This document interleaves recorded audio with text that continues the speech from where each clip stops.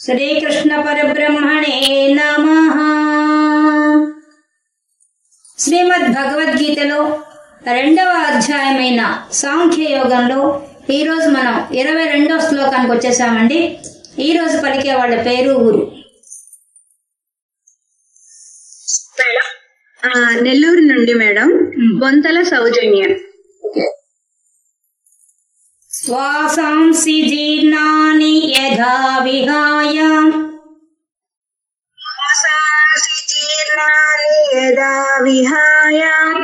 నవాని గృహ్ణాతి నరోపరాణి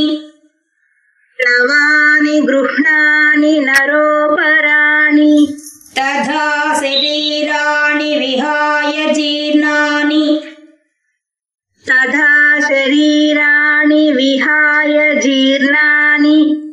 జీర్ణాన్ని నీ పెట్టుకుంటే కింద ఆ వస్తుంది. అన్యాని సంయాతి నవాని దేహి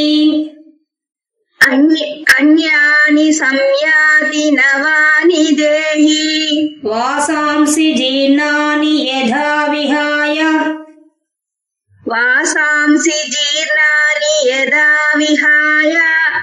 నవాని గృహ్ణాతి నరోపరాణి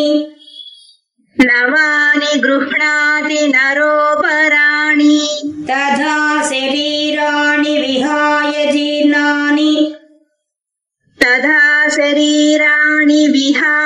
జీర్ణాని అన్యాని సంయాతి నవాని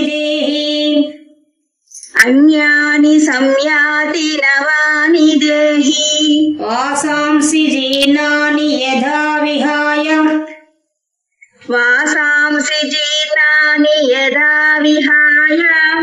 నవాని గృహ్ణాతి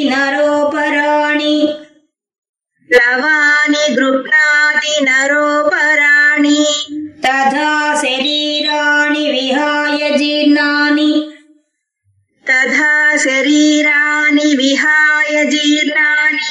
అన్యాని సంయాతి నవాని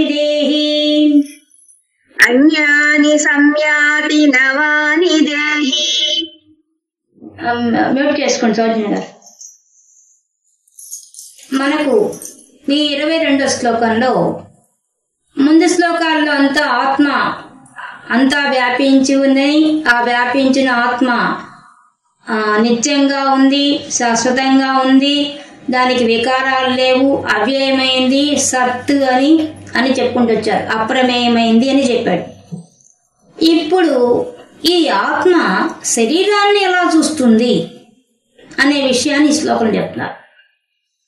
ఆత్మ శరీరాన్ని ఎలా చూస్తుంది అంటే, ఇప్పుడు శరీరాన్ని ధరించే వాళ్ళు ఎవరు? ఆత్మే ధరిస్తుంది. దాన్ని ఎలా పోలిక చెప్తున్నారంటే, ఇప్పుడు నేను ఉన్నాను, నేను ఈ చీర కట్టుకున్నాను, నేను చీర కట్టుకున్నట్టుగా ఆత్మ దేహాన్ని ధరిస్తోంది, శరీరాన్ని తీసుకుంటోంది. నేనే విధంగా చీర కట్టుకున్నానో ఈ శరీరానికి, అలాగే లోపల ఉన్న ఆత్మ ఈ శరీరం అనే ఒక డ్రెస్ వేసుకోండి. ఆ విషయాన్ని ఇప్పుడు ఈ శ్లోకంలో చెప్తున్నారు. సెకండ్ టైం చూడండి. నరుడైన వాడు, మనిషి జీర్ణమైనటువంటి అంటే చినిగిపోయిన వాసాంసి వస్త్రం, చినిగిపోయిన యొక్క వస్త్రాన్ని యథా ఏ విధంగా అయితే విహాయ విడిచిపెట్టి అపరాణి ఇతరములైన నవాని కొత్తదైన గృహ్ణాతి ధరిస్తాడో గ్రహిస్తాడో అంటే, మనిషి అయిన వాడు ఏ విధంగా అయితే తన వేసుకున్న డ్రెస్ చినిగిపోతే ఏ విధంగా పారేసి ఇంకో కొత్త డ్రెస్ వేసుకుంటాడో, ఆ విధంగా ఏం చేస్తున్నట్ట ఆత్మ ఏం చేస్తున్నా చెప్తున్నారు. తథా శరీరాన్ని, ఆ విధంగానే ఏ విధంగా అయితే మానవుడు తను వేసుకున్న డ్రెస్ చినిగిపోతే ఏ విధంగా పారేసి కొత్త డ్రెస్ వేసుకోవడానికి ప్రయత్నం వేసుకుంటాడో, ఆ విధంగా ఆ విధంగా శరీరాన్ని, ఈ శరీరాలన్నీ కూడా దేహి అంటే దేహము ధరించిన వాడు ఎవరు? ఆత్మ. ఆ ఆత్మ కూడా ఏం చేస్తుందట, మనం డ్రెస్ వేసుకున్నంత సులభంగా, డ్రెస్ తీసి పారేసినంత సులభంగా మన దేహాలను ధరిస్తోంట ఆత్మ. ఆత్మ లోపల మన దేహాన్నే ఒక డ్రెస్సుగా వేసుకుంటోంది, సులభంగా వేసుకుంటోంది, మార్చుకుంటోంది. మనం కదా ఈ చీర తీసి కొత్త చీర కట్టుకునే విధంగా ఈజీగా, అంత ఈజీగా ఆ ఆత్మ ఏం చేస్తుందట, తను వేసుకున్న ఈ శరీరం అనే డ్రెస్ తీసేసేసి ఇంకో కొత్త శరీరం అనే డ్రెస్ వేసుకుంటోందట ఆత్మ. ఎంత బాగా చెప్పాడు, పోలిక ఎంత బాగా చెప్పారు. తథా శరీరాన్ని, ఆ విధంగానే, ఏ విధంగా వేసుకున్న డ్రెస్సు ఏ విధంగా చినిగిపోతే పారేసి కొత్త డ్రెస్సు వేసుకున్నంత విధంగా దేహి అంటే ఆత్మ ఏం చేస్తుంది, విహాయ జీర్ణాన్ని, జీర్ణమైనటువంటి ఈ శరీరాన్ని విహాయ వదిలేసేసేసి అన్యాన్ని, ఇంకో కొత్త దేహాన్ని సంయాతి పొందుతోంది. అదయ్యా జరిగేది విషయం.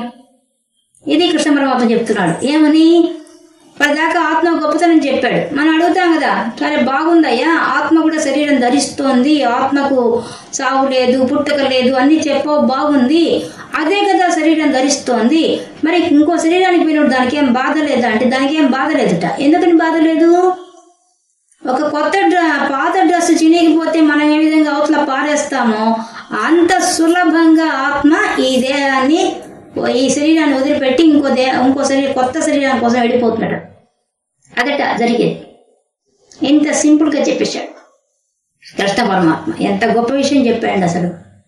ఇప్పుడు చూడండి, నశించిపోయే శరీరంలో నాశనము కాకుండా ఉండే ఆత్మ ఉంది అంటే, ఆత్మ శాశ్వతంగా ఉంది అంటే మనకు ధైర్యం వచ్చిందా?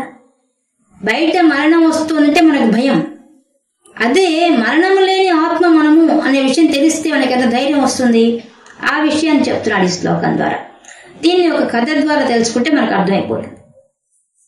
ఊరికే చెప్తే అర్థం కాదు. ఇది ఒక తల్లి కొడుకు ఉన్నారు. వాళ్ళు చాలా బీదవాళ్ళు. ఆ పిల్లవాడికి చాలా శక్తి సామర్థ్యాలు ఉన్నాయి, శక్తి ఉంది. కానీ ఆ అబ్బాయికి ఏ ఉద్యోగం రావడం లేదు. ఏ పని చేద్దామన్నా ఏ పని కుదరడం లేదు. ఏది చేసినా కలిసి రావడం లేదు ముందు. ఇది బాధ అయిపోయింది ఆ అబ్బాయికి. అప్పుడు వాళ్ళ అమ్మని పోయి అడిగాడు, అమ్మ ఇదేంది, నాకు ఏంది పట్టుకున్నా నాకు రావడం లేదు, ఎలా చేయమంటావు అని అడుగుతాడు. అప్పుడు వాళ్ళ అమ్మ ఏం చెప్తుందంటే, నాయన ఇక్కడ దగ్గరలో ఒక కొండ మీద ఒక త్రికాలవేత్త అయినటువంటి ఒక ఋషి ఉన్నాడు, ఆత్మజ్ఞాని ఉన్నాడు. నీవు ఆయన దగ్గరికి వెళ్ళు, ఏమైనా చెప్తాడేమో దీనికి మార్గం అని చెప్తుంది. సరే అని చెప్పేసి ఆ పిల్లవాడు బయలుదేరదలుచుకుంటాడు. అది కొద్ది దూరం ఉంది, ఒక అడవిలోంచి వెళ్ళాలి అది. అప్పుడు వాళ్ళ అమ్మ ఒక 4 రొట్టెలు తీసి దారిలో తినడానికి కట్టిస్తుంది. జాగ్రత్తగా పోయిరా నాయన అని చెప్తుంది. అవి మూట కట్టుకొని బయలుదేరతాడు. తన ఊరు దాటి అడవి మార్గంలోకి వచ్చేస్తాడు. వచ్చి చాలా దూరం పోయిన తర్వాత ఒక దగ్గర ఒక చెట్టు కనిపిస్తుంది, మామిడి చెట్టు. ఆ మామిడి చెట్టు నిండా పండ్లు ఉంటాయి, కాయలు పండ్లు అన్నీ ఉన్నాయి, పూత ఉంది, ఆకులు దండిగా ఉంది, చెట్టు చాలా ఆరోగ్యంగా ఉంది. కానీ ఆ చెట్టు మీద ఒక్క పక్షి గాని, ఒక చిలుక గాని, ఒక్క మానవుడు గాని ఆ పండ్లు కోసిన పాపాన పోలేదు. అవన్నీ రాలి కింద పడుతున్నాయి తప్పితే ఆ చెట్టు ఆ పండ్లు ఎవరు తినడం లేదు. అప్పుడు ఇట్లా ఆశ్చర్యపోతాడు. అతను కూడా తినబుద్ధి కాదు. అక్కడ దగ్గరికి పోతాడు, పండు తీసుకుందాం అనుకుంటాడు, కానీ ఆయన తినబుద్ధి కాదు. ఇదే చిత్రంగా ఉంది, అందుకనే కావాలి ఈ చెట్టు కింద ఎన్ని పండ్లు ఉన్నాయని అర్థమైపోతుంది. అతడు అయ్యో ఈ చెట్టు ఎట్లా ఇట్లా అయిపోయింది అనుకుంటూ ఆలోచిస్తుంటాడు. ఎందుకై ఉంటుంది ఇట్లా అని ఆలోచిస్తుంటాడు. అప్పుడు ఆ చెట్టులోంచి మాటలు వినపడతాయి. ఏమని, ఓ మానవ, నువ్వు ఎవరికి త్రికాలవేత్త దగ్గరికి పోతున్నావు కదా, నాకు సహాయం చేసి పెడతావా అని అడుగుతుంది. అప్పుడు ఆశ్చర్యపోతాడు చెట్టు మాట్లాడుతుంటే. అతడు సరే నేను పోయేది మంచిదానికోసమే కదా, చెప్పు ఏం కావాలో నేను కూడా చేస్తానంటాడు. ఏమీ లేదు, ఆయన దగ్గరికి పోయేసేసి నా పరిస్థితి వివరిస్తావా, నేను ఈ చెట్టుగా పుట్టినప్పటి నుంచి ఎన్నో పండ్లు నాలో వస్తున్నాయి, ఎన్నో ఆకులు నాలో వస్తున్నాయి, కానీ నా చెట్టు నుంచి ఎవ్వరూ ఒక్క పండు కూడా తీసుకోవడం లేదు, ఒక్క కాయ కూడా తీసుకోవడం లేదు, ఒక్క ఆకు కూడా కోయడం లేదు కనీసం. ఇది ఎందుకు అనే విషయాన్ని ఆ త్రికాలవేత్తను అడిగి చెప్తావా అంటున్నమాట. అలాగే చెప్తాను అంటాడనమాట. అనేసేసి ముందు బయలుదేరిపోతాడు. ఇంకా కొంచెం దూరం పోయేసరికి ఒక పాము కనిపిస్తుంది. ఆ పాము చాలా నీరసంగా పడిపోయి ఉంటుంది. అది అతన్ని చూడంగానే, అయ్యా నువ్వు రకారవేత్త తెరిపోతున్నావు అని మానవ భాషలో మాట్లాడుతుంది. అతను ఆశ్చర్యపోతాడు, పాము మాట్లాడడం ఏంది అనేసి. సరే ఏమో అని చెప్పి అవును పోతున్నాను అంటాడు. అయితే నా బాధ కూడా ఆయన అడుగుతావా అంటమాట. ఏంది నీ బాధ అంటాడు. నా బాధ ఏంటంటే ఈ శరీరము బాగా నీరసంగా ఉంది, క్షీణించిపోతుంది. కానీ నేనుగా చనిపోదామన్నా చనిపోలేకున్నాను. నన్ను ఎవరైనా కర్రలతో కొట్టినా ఏమి చేసినా ఈ శరీరం సావడం లేదు. నేను ఈ బాధ భరించలేకున్నా, ఈ శరీరంతో ఏగలేకున్నాను. నేను ఇంకో శరీరానికి వెళ్ళిపోవాలి, ఇంక ఈ శరీరం నా వల్ల కాదు. కానీ ఈ శరీరం మాత్రం నన్ను వదిలిపెట్టిపోవడం లేదు.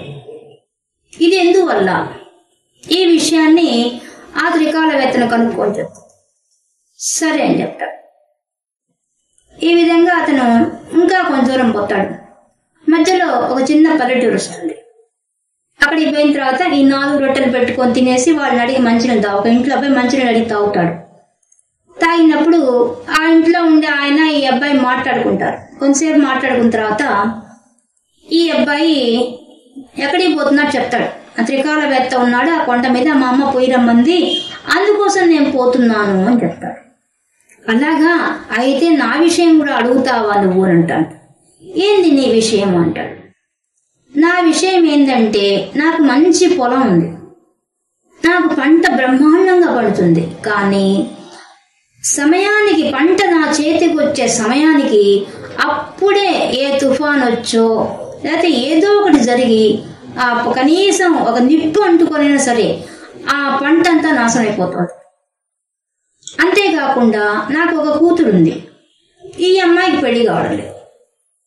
ఎన్నో సంబంధాలు చూశాను కానీ ఈ అమ్మాయికి పెళ్లి కావడం లేదు. ఏం చేయాలో నాకు అర్థం కావడం లేదు అని చెప్తాడు. చెప్పిన తర్వాత ఇది కూడా అడుగుతావా త్రికాలవేత్తను అంటే అడుగుతాలేండి అని చెప్తాడు. ఇంకా అక్కడి నుంచి బయలుదేరతాడు. సాయంత్రం అయిపోతుంది.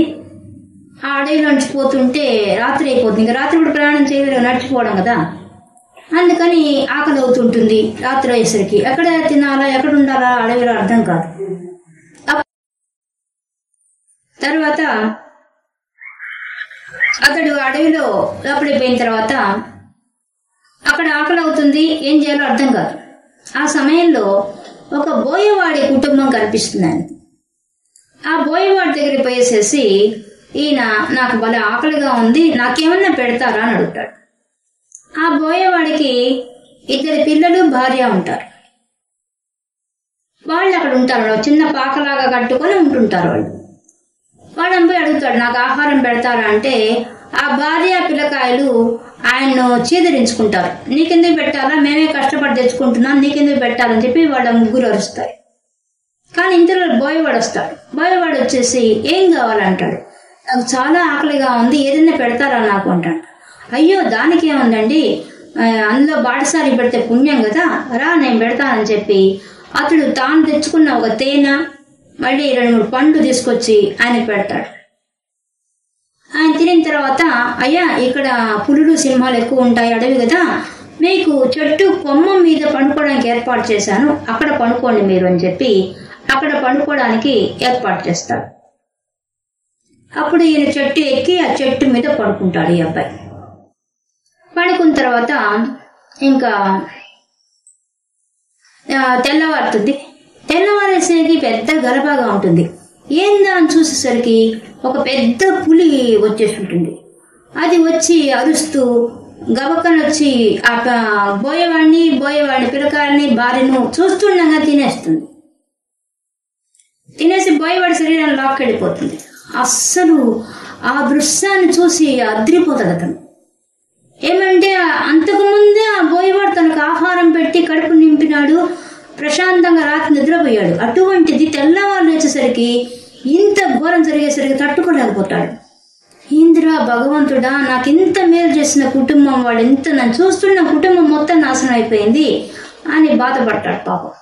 సరే ఇంకా నాకు తప్పదు కదా, నేను పోవాలి కదా అని చెప్పేసి మళ్ళీ చెట్టు దిగి వచ్చి బయలుదేరతాడు. బయలుదేరి నేరుగా ఆ కొండ మీద పోయి ఎక్కుతాడు. కొండ మీద ఎక్కి ఆ త్రికాలవేత్త దగ్గర పోతాడు. పోయేసరికి అక్కడ చిన్న గుహలా ఉంటుంది. ఆ గుహలో చాలా ప్రశాంతంగా ఉంటుంది. ఒక దీపం వెలుగుతున్నట్టుగా కనిపిస్తుంటుంది. అతడు అక్కడ ఎవ్వరు మనుషులు కనిపించరు. ఏంది ఇక్కడ మనుషులు ఎవరు లేదే, వీళ్ళు ఎంత చెప్పింది అబద్ధమా ఏంది అని ఆలోచిస్తూ ఉంటాడు.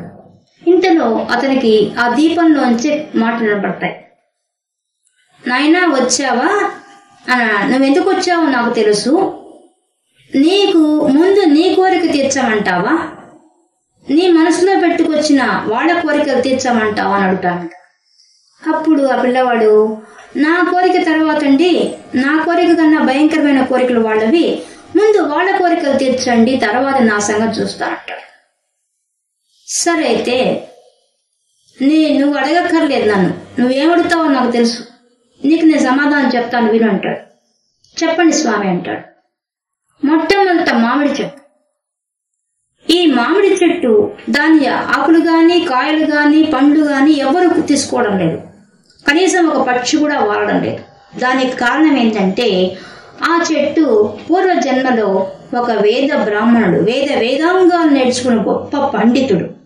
అతడు తన విద్యను ఎవ్వరికీ దానం చేయలేదు, ఎవ్వరికీ చెప్పలేదు, ఒక్కరికి కూడా నేర్పించలేదు. తన విద్యను తనలోనే ఉంచుకొని మరణించాడు. దానివల్ల ఆయన దగ్గర విద్య ఉండి కూడా 10 మందికి పంచలేదు. కాబట్టి ఈరోజు ఆయన దగ్గర అంతా అలాగే ఒక చెట్టుకి ఏ విధంగా పండ్లు కాయలు అన్నీ ఉంటే కోయకుండా ఎలా ఉంటుందో అలాంటి పరిస్థితి ఎదుర్కొంటున్నాడు. అతను పూర్వజన్మలో చేసిన పాపానికి శిక్ష అనుభవిస్తున్నాడు. ఇప్పుడు నీ సందేహం అదే కదా, దాన్ని తీర్చాలి కదా, అది అడగమంది కదా నన్ను, నేను ఇప్పుడు చెప్తున్నాను. దానికి మానవ భాషలో మాట్లాడే ఏర్పాటు భగవంతుడు చేశాడు. కాబట్టి అదేం చేయాలి, ఆ వేద విద్యను ఇప్పుడైనా నేర్పించాలి. తనలో ఇంకా ఆ విద్య ఉంది, ఆ విద్యను నేర్పిస్తేనే ఆ పండు అంతా తింటారు, అప్పుడే దాని జన్మ ధన్యం అవుతుంది అని చెప్తాడు. ఇక రెండోది, నువ్వు చెప్పిన పాము. ఆ పాము పూర్వజన్మలో ఒక వైశ్యుడు, అతడి గొప్ప ధనవంతుడు, వజ్ర వైడూర్యాలని సంపాదించాడు. ఇప్పుడు ఆ పాము ఉన్న ప్రాంతమే అతడు ఒకప్పుడు సంపాదించే ధనమంతా కూడా దాని యొక్క పుట్టలో ఉంది. ఆ పుట్టనేది కాపలా కాస్తోంది. ఎందువల్లంటే అతడు లోభత్వంతో ఎవ్వరికీ దానం చేయలేదు ఆ సంపదను. అందువల్ల అతను ఆ పాము చావడానికి లేకుండా ఎంత కుట్టినా చావదు. ఎందువల్లంటే దాని వ్యామోహం పోతే కానీ చావదు. అది ఇప్పటికైనా అక్కడ ఉన్న ధనం అంతా కూడా ఎవరికైనా దానం చేస్తే అప్పుడు కానీ దానికి ఆ శరీరం నుంచి బయటపడదు. అది దాని యొక్క ప్రారబ్ధ కర్మ అని చెప్తాడు. ఇక మూడవది, నువ్వు అతని యొక్క బిడ్డ, ఆ అమ్మాయి ఏ మగవాడితో అయితే మాట్లాడుతుందో ఆ మగవాడే ఆ అమ్మాయికి భర్త అవుతారు. ఇక అతని పంట ఎందుకు పండడం లేదంటే అతను ఒకప్పుడు దేవాలయానికి సంబంధించిన భూములను ఆక్రమించాడు. అందువల్లనే చేతికి వచ్చిన పంట నాశనం అవుతుంది. అతడు ఇప్పటికైనా కూడా భగవంతుడికి నమస్కరించి నాకు వచ్చిన పంటను దేవాలయాలకు నేను దానం చేస్తాను మొక్కుకుంటే అప్పుడు ఆ పాపం పోయి అతనికి పంట నిలుస్తుంది అని చెప్తారు. ఇక నీకు సంగతి నేను చెప్పను. ఇంకోటి 4వ విషయం కూడా కొత్త చెప్తాను. ఇప్పుడు నీ మనసులో చెలరేగుతున్న బాధ అంతా అబ్బోయేవాడి గురించి. మిగతా అన్ని సమస్యల కన్నా నీకు మనసులో చాలా బాధపడుతున్న విషయం బోయేవాడి కుటుంబం గురించి. ఆ పుడి తినేసిందని కదా, కాబట్టి దీనికి నేను నీ చేతే చెప్పిస్తాను అదేందో ఆ విషయం. కాబట్టి నువ్వు ఇక్కడి నుంచి నేరుగా వెనక్కి కూడా తిరిగి చూడకుండా, ఎట్టి పరిస్థితి వెనక్కి తిరిగి చూడకుండా నీవు ముందు కాశీ నగరానికి వెళ్ళు. కాశీ నగరం రాజుకి ఇప్పుడే ఒక బిడ్డ పుట్టాడు. ఆ బిడ్డ దగ్గరికి వెళ్ళి ఆ బిడ్డను చూడు నువ్వు, అది నువ్వు చేయాల్సిన పని. అక్కడి నుంచి నువ్వు తర్వాత నీ ప్రయాణం సాగించు నీ ఇంటికి అని చెప్తాడు. సరే అని చెప్పి, నమస్కారం స్వామి, చాలా కృతజ్ఞతలు, మీరు చాలా విషయాలు చెప్పారు నాకు అని చెప్పి అతడి వెనక్కి కూడా తిరిగి చూడకుండా నేరుగా బయలుదేరతాడు. బయలుదేరి ఆయన చెప్పినట్టే కాశీ నగరానికి పోతాడు. కానీ ఆయన మనసులో అనేక సందేహాలు. ఏమని, నేను సామాన్యుణ్ణి, రాజు యొక్క కుటుంబంలోకి అందులో రాజుకు పుట్టిన బిడ్డను చూడడానికి ఒప్పుకుంటారా అని సందేహం. కానీ త్రికాలవేత్త చెప్పాడంటే అక్కడ ఏదో ఉంటుంది అనుకొని గమ్మును వెళ్ళిపోయాడు. ఏ మాత్రం సందేహం వస్తున్నా సందేహాన్ని పక్కకు నెట్టేశాడు. ఎందుకని? ఆ స్వామి జరిగిపోయింది చెప్పాడంటే, పూర్వజన్మలో చెప్పాడంటే ఆ త్రికాలవేత్త ఎంత గొప్పవాడో, అతని నోటి వాక్కు ఎంత గొప్పదో అని నమ్మకంతో వెళ్ళిపోయాడు. అనుకున్నట్టే అయింది. అక్కడికి పోయిన తర్వాత సేవకులకు పోయి దండం పెట్టి నేను రాజుగారు చూడంటే వెంటనే పోండి అని చెప్పేశారు. అంటే రాజుగారు తెలిపోయినాడు. రాజుగారు ఏం వచ్చావన్నారు. నేను మీ బిడ్డను చూడాలనుకుంటున్నానంటే లక్షణంగా చూడు అంటాడు. ఆశ్చర్యపోతాడు. తనకేమి అర్హత లేదు ఆ రాజధానిలోకి అడుగు పెట్టడానికి. కానీ ఆయన చెప్పిన మాట మీద నమ్మకంతో ఉన్నాడు కాబట్టి లోపలికి వెళ్తాడు. వెళ్ళి అప్పుడు ఆ బిడ్డ దగ్గరికి పోతాడు. ఆ బిడ్డ చాలా బాగుంటాడు, అందంగా ఉంటాడు. ఆ బిడ్డ బాగా కిలకిలా నవ్వుతుంటాడు. ఆ బిడ్డను చూసి మురిసిపోతాడు. ఎంత బాగున్నాడు ఈ బిడ్డ అనుకుంటాడు. ఇంతలో ఆ బిడ్డ అతనితో మాట్లాడడం మొదలు పెడతాడు. వచ్చావా? నీ వల్లనే నేను ఈరోజు రాజకుమారుడిగా పుట్టాను. నీకు నిన్న నేను తేనె పండ్లు దానం చేసినందువల్ల ఒక బాటసారిగా నువ్వు ఆకలితో అలమటిస్తున్న సమయంలో నీకు దానం చేయడం వల్ల నేను ఒక రాజకుమారుడిగా పుట్టాను. నేను చేసిన పుణ్య ఫలం వల్ల ఇప్పుడు నేను రాజకుమారుడిగా పుట్టాను. కానీ ఇదే రాజ్యంలో నా భార్య పిల్లలు పంది పిల్లలుగా పుట్టినారు. వాళ్ళు నీకు దానం చేయకూడదని చెప్పినందువల్ల వాళ్ళు పంది పిల్లలుగా పుట్టినారు. ఇంకా నాకు పూర్వజన్మ జ్ఞానం పోతోంది, ఇకంటే నువ్వు వెళ్ళిపో అని చెప్పి మా నోరు మూసేస్తాడు ఆ బిడ్డ. ఇంకా ఆయన ఆశ్చర్యపోతాడు. అసలు ఆ విషయం వినంగానే ఆ పిల్లవాడు అద్భుతమైన విషయం చూసినట్టు అయిపోతుంది. నిన్న నేను చూసిన ఆయన ఇక్కడ పుట్టినాడా? అప్పుడు అంతకుముందు దాకా మనసులో బాధ ఉంది. ఆ బోయేవాడు చనిపోయినాడు, తన కళ్ళ ముందే తట్టుకోలేకున్నాడు అతను. ఎప్పుడైతే ఒక రాజకుమారుడిగా చూశాడో అతనికి ఆనందానికి అవధుల్లేవు. ఇంకా అబ్బా ఈ బిడ్డ ఎంత బాగున్నాడు, అసలు ఎంత జన్మ ఇది, ఎట్లాంటి జన్మలో పుట్టాడు ఇతను, ఎంత పుణ్యం చేసుకున్నాడు ఇతను అని ఆనందపడిపోతాడు. అప్పటిదాకా మనసులో కలతతో నిండిపోయిన మనసంతా కూడా ఇప్పుడు ఆనందంతో నిండిపోయింది అతనికి. ఇంకా అక్కడి నుంచి ఇంకా ఆనందం అస్సలు తట్టుకోలేకపోతాడు. అబ్బా త్రికాలవేత్త చెప్పింది నిజమే, ఎంత ఆనందం ఉంది, నాకు నా సందేహం తీరుతుంది పో అంటే ఏందో అనుకున్నాను, ఈ సందేహం ఇప్పుడు తీరిపోయింది అనుకుంటూ ఆనందంతో బయటకు వస్తాడు. వచ్చి అప్పుడు ఆయన వెనుతిరిగి బయలుదేరతాడు. ఇంకింటికి పోవాలి కదా, దారిలో మొట్టమొదట ఆయన పోతూ ఉంటే ముందు ఆ పాము దగ్గరికి పోతాడు. పాము దగ్గరికి కాదు, ఆ ఇంటి దగ్గరికి పోతాడు. ఆ ఇంటి దగ్గరికి పోయేసరికి ఆయనతో చెప్తాడనమాట. అయ్యా త్రికాలవేత్త ఏం చెప్పారంటే, నువ్వు పూర్వజన్మలో దేవాలయం సంబంధించిన ఆస్తులంతా అపహరించావట, దాని దెబ్బ నీకు ఇప్పుడు పంటలు పండిన చేతికి రాకుండా పోతున్నాయట. నీవు కానీ పంట పండించి దేవుడికి మొక్కు అనే పంట పండించి ఆ దేవుడికే నేను ఇస్తానని మొక్కుంటే నీకు ఖచ్చితంగా పంటలు పండుతాయట అని చెప్తాడు. ఇలా మాట్లాడుకుంటూ ఉండగా వాళ్ళ అమ్మాయి బయటకు వచ్చి వెంటనే ఇతనితో బాగున్నారా అని వెంటనే అడుగుతుంది. అప్పుడు ఆ అబ్బాయి అదిరిపోతాడు. ఆయన చెప్తాడు, మీ అమ్మాయి సంగతి ఏం చెప్పారంటే, ఈ అమ్మాయి ఏ మగవాడితో మాట్లాడుతుందో ఆ మగవాడితోనే ఈ అమ్మాయి వివాహం కావాలని చెప్పారు అని చెప్తాడు. అప్పుడు ఆయన చెప్తాడు, ఇప్పటిదాకా మా అమ్మాయి ఎవ్వరితో మాట్లాడలేదు, మీతోనే మొదటిసారి మాట్లాడింది, కాబట్టి మీరే ఈమెకు భర్త అని చెప్తాడు. ఇక నా సమస్య కూడా తీర్చేశారు మీరు, చాలా సంతోషము.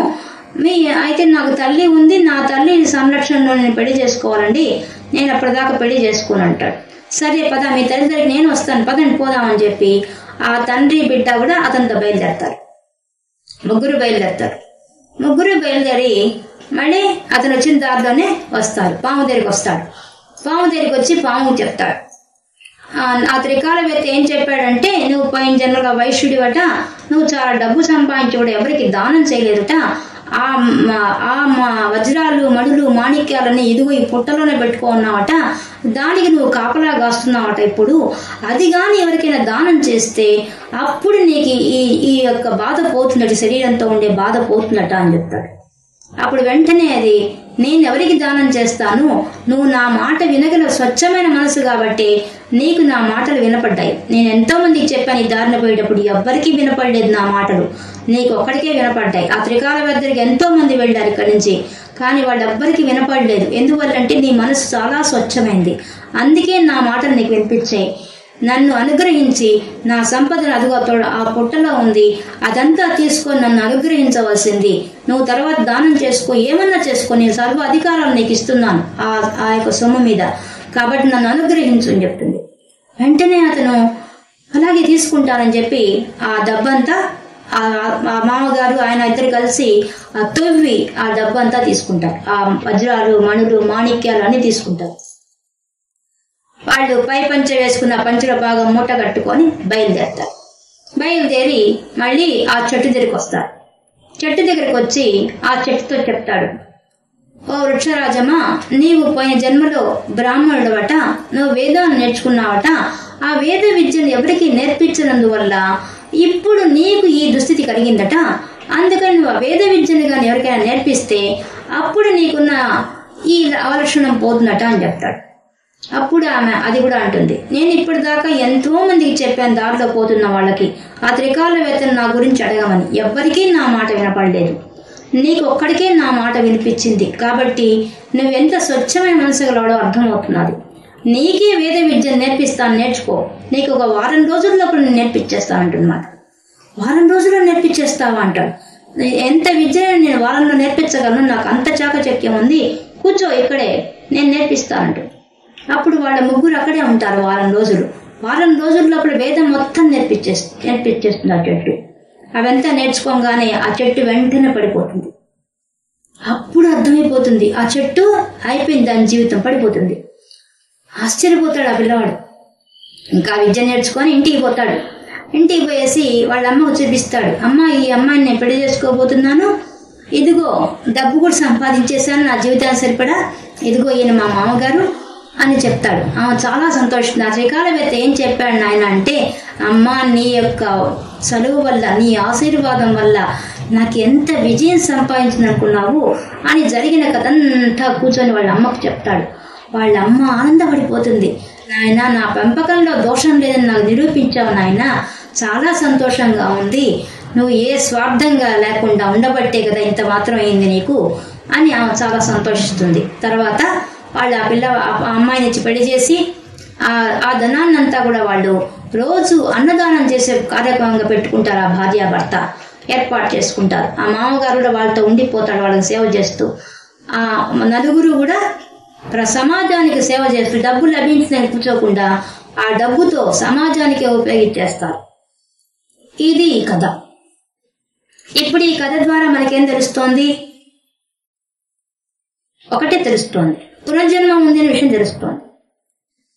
అది కూడా కాక పాపం పుణ్యాన్ని బట్టి మనకు జన్మలు ఉంటాయనే విషయం కూడా మనకు అర్థమైపోయింది ఈ కథ ద్వారా. కాబట్టి ఈ విషయాన్ని ఇక్కడ చెప్తున్నారు, ఈ శ్లోకంలో చెప్తున్న విషయం అదే. ఆ పాపం పుణ్యం చేసుకుంటే రెండు సమానం అయితేనే మానవ జన్మ వస్తుంది. ఈ మానవ జన్మ ఇప్పుడు ఇక్కడ చెప్తున్న శ్లోకంలో అర్థమైంది, మామూలుగా మనం కొత్త గుడ్డలు వేసుకోవాలి, సంతోషంగా వేసుకుంటాం, అంతే కదా.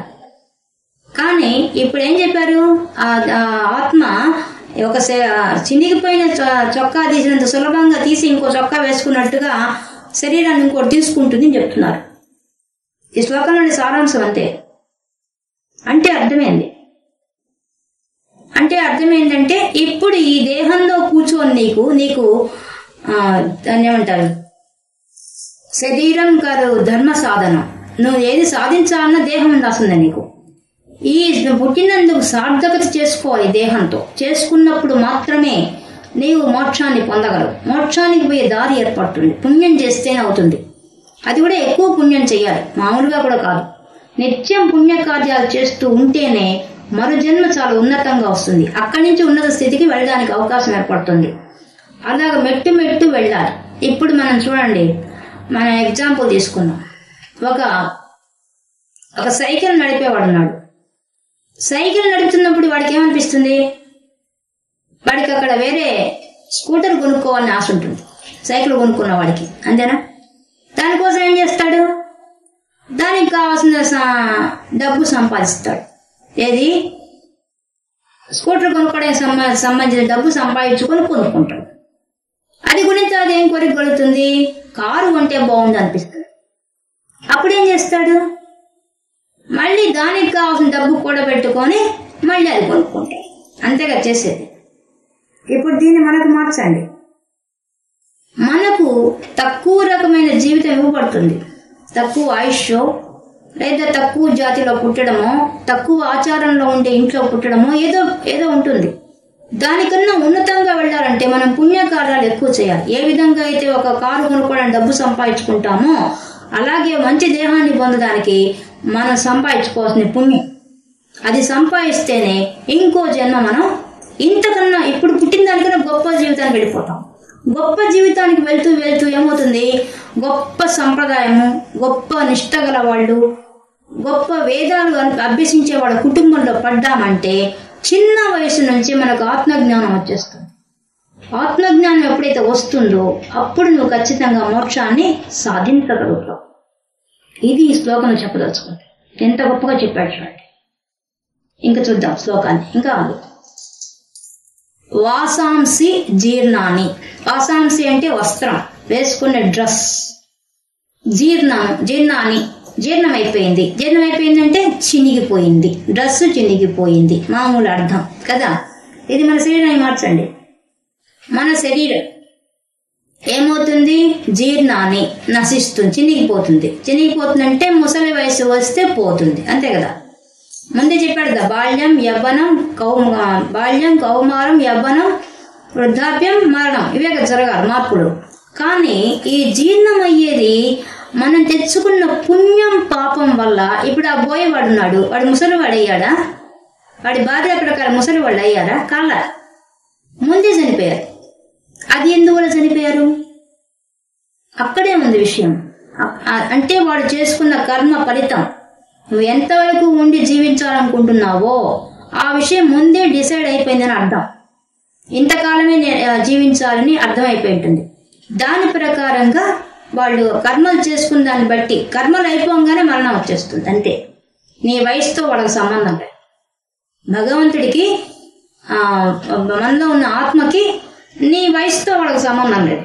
నీవు కర్మలు అయిపోయినాయంటే చూడు, కొంతమంది భోంచేస్తూ చనిపోతారు. ఏముంది, వాళ్ళకి ఏ రోగం ఉండదు, కూర్చుని పోతుంటారు. ఎందుకు పోయారు? ఆ రోజుతో వాడు శ్వాసలన్నీ చెప్పొచ్చాడు, ఆ శ్వాస అయిపోయింది అనమాట, ఎండింగ్ అయిపోయింది. అందువల్ల వాడు ఆ రోజుతో మరణిస్తాడు. కాబట్టి జీర్ణాన్ని అంటే అర్థం ఇక్కడ కర్మలు జీర్ణమైపోతాయి, శరీరం జీర్ణమైతే కాదు. మామూలు పైకి అర్థమైతే అది, లోపల అర్థం ఏంటంటే ఆ ఆత్మ తెచ్చుకున్న శరీరంలో ఆ చొక్కా చినిగినట్టుగా జీర్ణమయ్యే విషయం ఏంది? వాడి కర్మలు జీర్ణమైపోతాయి. వాడు తెచ్చుకున్న పాపం పుణ్యం అనే కర్మలు అయిపోతాయి. తర్వాత జన్మకు ట్రాన్స్ఫర్ అవుతాయి. ఏమేమి ఇప్పుడు ఈ జన్మలో చేసినవి, పోయిన జన్మలో చేసినవి అవన్నీ మన కర్మయోగంలో వస్తాయి. అక్కడ విడిగా చెప్పుకున్నాం. ఆ కర్మలను బట్టే మనకు జన్మ డిసైడ్ అవుతుంది. నువ్వు చేసిన పాపాన్ని బట్టి పుణ్యాన్ని బట్టి నీకు జన్మ డిసైడ్ అయిపోతుంది. కాబట్టి వాసాంసి జీర్ణాన్ని, వస్త్రము జీర్ణాన్ని చినిగిపోతే యథా ఏ విధంగా విహాయ విడిచిపెట్టి నవాని కొత్తదైన అపరాణి వేరే చొక్కా, నవాని కొత్తది గృహణాతి గ్రహిస్తున్నాము. ఏ విధంగా అయితే మన దేహం మీద వేసుకున్న చొక్కా చినిగిపోతే వేరే చొక్కా ఎలా వేసుకుంటున్నావో అలాగా తథా ఆ విధంగా దేహి అంటే దేహాన్ని ధరించిన వాడెవరు? ఆ ఆత్మ ఏం చేస్తుందట? ఈ శరీరాన్ని విహాయ వదిలేస్తుంది. ఎప్పుడు? జీర్ణం అయిపోగానే. జీర్ణం అంటే ఇందాకే చెప్పా మీకు, పుణ్యం పాపం కర్మలు కర్మ ప్రకారంగా జన్మ తీసుకుంటారు. అన్యాని సంయాతి, ఇంకో జన్మ తీసుకుంటారు, పొందుతారు. సంయాతి అంటే పొందుతారు. అన్యాని ఇంకోటి. ఒక వస్త్రం, ఒక చొక్కా తీసేసి ఇంకో చొక్కా కొత్త చొక్కా వేసుకున్నంత ఈజీగా ఆత్మ మన యొక్క శరీరాన్ని తీసేసి కొత్త శరీరాన్ని వేసుకుంటుంది. అది చేసేది. ఇది ఈ శ్లోకం చెప్పదలుచుకునే వాళ్ళు. కాబట్టి మనకేమర్థమైంది ఈ శ్లోకం ద్వారా? మనము ఇప్పుడు ఉన్నదానికన్నా మంచి దేహం రావాలని కోరుకోవాలి. ఇప్పుడున్న దేహము ఉందంటే ఇది కూడా గొప్పదే, కానీ దీనికన్నా ఉన్నతంగా వెళ్ళాలి. జ్ఞానం వచ్చి, ఆత్మజ్ఞానం వచ్చి భగవంతుడు తెలుసుకునే గొప్ప జన్మ రావాలి. దానికి మార్గం ఏంటంటే మన ధర్మాన్ని మనం నిర్వర్తించడం, పుణ్యకార్యాలు ఎక్కువ చేయడం, అంతే. మనం ఇంకోళ్ళని హింసించకుండా ఉండడం, నోటి ద్వారా కానీ చేతల ద్వారా కానీ ఇది ఏ విధంగానూ ఇంకోళ్ళని హింసించకుండా మనం జీవించగలిగితే అప్పుడు మనము ఆ వచ్చే జన్మ ఉత్తమంగా చేసుకోగలుగుతాం. ఉత్తమ జన్మ వచ్చే కొద్దీ నీకు ఆత్మజ్ఞానాన్ని భగవంతుడే ఆ గురువుల్ని పంపించి మనకు నేర్పిస్తాడు. అది మనకు అనుభవంలోకి వచ్చిన తర్వాత మనం సులభంగా తరించవచ్చు. ఇప్పుడు ఇక్కడ ఈ శ్లోకం ద్వారా చెప్పదలుచుకుంది ఆత్మ ఏ విధంగా శరీరాన్ని చూస్తుంది అనే విషయాన్ని చెప్తున్నారు. ఒక్క పాయింట్ దీంట్లో ఉండేది. శరీరాన్ని ఆత్మ ఎలా చూస్తుంది అంటే నేను ఎగ్జాంపుల్ చెప్పేశాడు. చిరిగిన వస్త్రాన్ని తీసేసినంత సులభంగా చనిపోయిన శరీరాన్ని వదిలేసి కొత్త శరీరాన్ని తీసుకుంటుంది అని ఎగ్జాంపుల్ చెప్పేశాడు. మనకు అర్థం కావడానికి. ఎందుకు వస్త్రమే చెప్పాడు, ఇంకేమని చెప్పచ్చుగా? చెప్పలేదు. మళ్ళీ నరుడు అని చెప్పాడు. నరుడే ఎందుకు చెప్పాలా?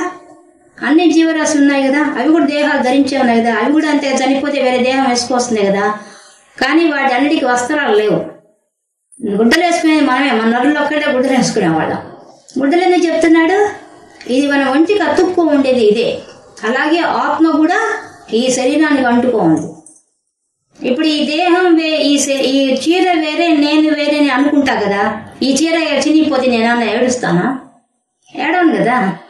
చీర చినిగిపోతే ఏడుస్తాము మనం ఏడవం. తీసేది అబ్బో కొత్త చీర వస్తుంది అనుకుంటాం. అలాగే ఆత్మ కూడా అలాగే అనుకుంటాం. అలాగే నర అని చెప్పారు. నరుడు మాత్రమే ఈ జ్ఞానం కలిగిన వాడు. ఈ ఆత్మజ్ఞానం ఎవరికి ఉంది? నరుడికి మాత్రమే ఉంది. కానీ నీ కింద శరీరాన్ని అని బహువచనం చెప్పాడు. అన్ని శరీరాలు, మన శివ మొదలుకొని దమ మొదలుకొని అన్ని శరీరాలు ధరిస్తున్నాయి. అవి కూడా చనిపోతున్నాయి. చనిపోయిన వెంటనే వాడు ఒక దేహాన్ని తీసేసుకుంటాయి. అవి కూడా అలాగే మనం చనిపోతే ఎట్లా ఇంకో దేహానికి వెళ్ళిపోతామో అవి కూడా ఇంకో దేహాన్ని తీసేసుకుంటాయి. వాటిల్లో కూడా ఆత్మగా కూర్చుని పరమాత్మే. కాబట్టి అవి చనిపోయిన వెంటనే ఇంకో దేహం తీసుకుని అవి కూడా వచ్చేస్తాయి. కాబట్టి శరీరాన్ని అని చెప్పాడు, ఇక్కడ బహువచనం చెప్పాడు. కాబట్టి దీనివల్ల మనకి ఈ శ్లోకం ద్వారా ఆత్మ శరీరాన్ని చాలా సులభంగా త్యజిస్తుంది. అది ఏ వికారానికి గురి కాదు. అలాగే ఏ విధంగా మన పైన డ్రెస్ వేసుకొని చినిగిపోతే, నలిగిపోతే, వెలిసిపోతే, కాలిపోతే పారేస్తామో ఆ విధంగానే పరమాత్మ కూడా మనలో కూర్చొని ఈ దేహం అనే దాన్ని ధరించి చొక్కాలాగా వేసుకొని సులభంగా తీసి అవతల పారేసి వెళ్ళిపోతాడు. అది చెప్తున్నారు ఈ శ్లోకం ద్వారా. 2 పాయింట్స్. ఆ 2 పాయింట్స్ గుర్తుపెట్టుకుంటే చాలు. ఒక పాయింట్ ఆత్మ శరీరాన్ని ఎలా చూస్తుంది. ఎలా చూస్తుంటే ఒక వస్త్రం వేసుకుని తీసేసినంత సులభంగా చూస్తుంది, అంతే. ఉండేది ఒక పాయింటే. కాబట్టి మనకు అర్థం కావడానికి సింపుల్గా చెప్పారు, ఎగ్జాంపుల్ తీసుకొని చెప్పారు అన్నమాట. ఇది సంగతి. దీంట్లో ఇంకా మనం ముఖ్యంగా గుర్తుపెట్టుకోవాల్సింది, ఇది అర్జునుడికి ఎందుకు చెప్తున్నాడు అంటే అర్జునుడికి ధైర్యం వస్తుంది. ఏం ధైర్యం వస్తుంది? ఆయనకి ఆల్రెడీ ఈ విద్య తెలుసు, ఈ జ్ఞానం ఉంది, కానీ మర్చిపోయాడు. మనం ఏ విధంగా మర్చిపోయామో ఆయన కూడా మర్చిపోయాడు. ఎందుకని? జ్ఞానులు కూడా మోహంలో పడతారు కాబట్టి.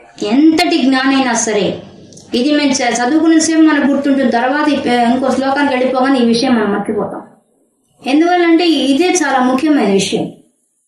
మనకు ఇది జ్ఞానం ఉంటే మనకు మరణం వస్తున్నా దుఃఖించాం, మన శరీరంలో మార్పులు వస్తాయనే విషయం ముందే తెలిసిపోతుంది. కాబట్టి దాన్ని మనం ఈజీగా తీసేసుకుంటాం. ఈ జ్ఞానం ఉన్నవాడు అంత స్థాయికి ఎదిగిపోతాడు. వాళ్లే జ్ఞానులంతా అట్టాంటి వాళ్ళే. ఈ జ్ఞానం మనం పోగొట్టుకున్నాం. ఎందువల్ల మనకు సంస్కృత భాష పోగొట్టుకోవడం, సంస్కృత భాషతోనే వేదాల్లో ఉండడం, వేదాల్లోనే ఈ విషయం అంతా ఉంది. మొత్తం ఈ జ్ఞానం అంతా వేదాల్లోనే ఉంది. ఆ వేదాల్లో ఉండేటువంటి ఉపనిషత్తుల్లోంచి వచ్చింది కాబట్టి భగవద్గీత ఆ వేదాల్లో ఉండే విషయమే ఇక్కడ చెప్తున్నారు. దాంట్లో ఏం చెప్తున్నారు? ఆత్మజ్ఞానం అదే ఇక్కడ చెప్తున్నారు. అది విషయం. కాబట్టి అర్జునుడికి శోకం మోహం అయినప్పుడు కలిగాయి. శోకం మోహానికి కారణం ఏంటంటే నేను ఆత్మ అనే విషయం మర్చిపోయి నేను శరీరం అనుకున్నంతసేపు ఏడుకుంటుంది. నేను ఆత్మను అనుకుంటే మనకు దుఃఖం ఉండదు, మోహం ఉండదు. ప్రపంచం మీద మోహం ఉండదు, శరీరం మీద మోహం ఉండదు. ఆత్మ జ్ఞానం వస్తుంది కాబట్టి ఆ ఆత్మ అనుభవంలో చాలా కష్టం, చాలా ఎంతో మనం ఇది కాదు ఇది కాదు ఇది కాదు అని తీసుకుంటూ పోతూ పోతూ ఉంటే తప్ప ఆత్మజ్ఞానం రాదు, అనుభవంలోకి రాదు. నోటితో చెప్పడానికి, చెవులతో వినడానికి అర్థమవుతుంది, అనుభవంలో రావడం చాలా కష్టం, చాలా లేట్ అయిపోతుంది. కానీ ఆ దిశగా మనం భగవంతుడు తీసుకెళ్తున్నారు. ఇప్పుడు భగవద్గీత ద్వారా మన ఆ దిశగా అడుగులు వేసి తీసుకెళ్లి మనకు నేర్పిస్తున్నారు అన్నమాట. తప్పటి అడుగులైనా సరే నేర్పిస్తారు. ఇది తెలుసుకో, ఇది తెలుసుకో, ఇది తెలుసుకో అని చెప్తూ తీసుకెళ్తాడు. ఇది సాంఖ్యయోగంలో మనం ఈరోజు 22వ శ్లోకంలో ఉండే విశేషాంశాలని తెలుసుకున్నాం.